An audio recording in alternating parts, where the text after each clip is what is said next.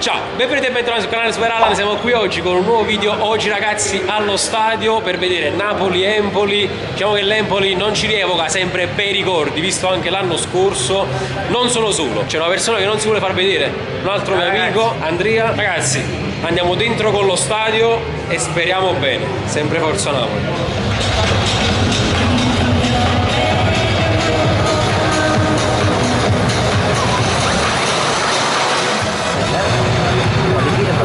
Mi raccomando!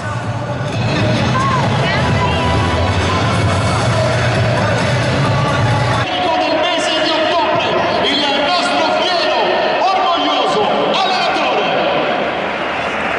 Grande mister! L'entusiasmo, l'urlo e l'applauso della Maradona è dedicato a lui, il mister azzurro Luciano Spalletti. Diamo lettura delle formazioni, cominciamo con la squadra ospite l'Empoli. Aspira in campo Napoli!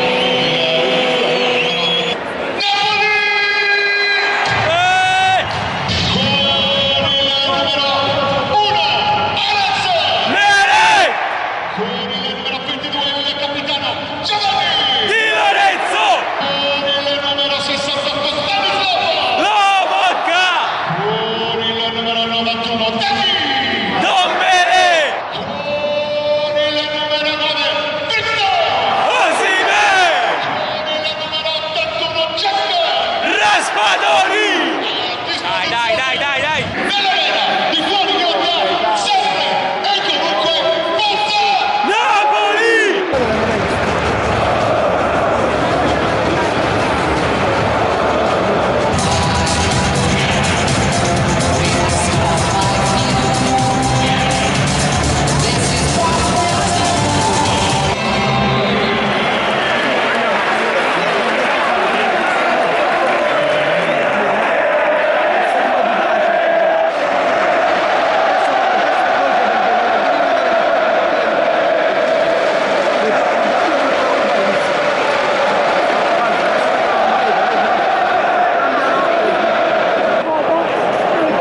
Dai raga, dai. Dai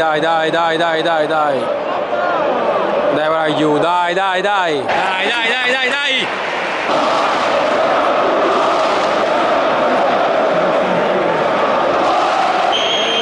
No!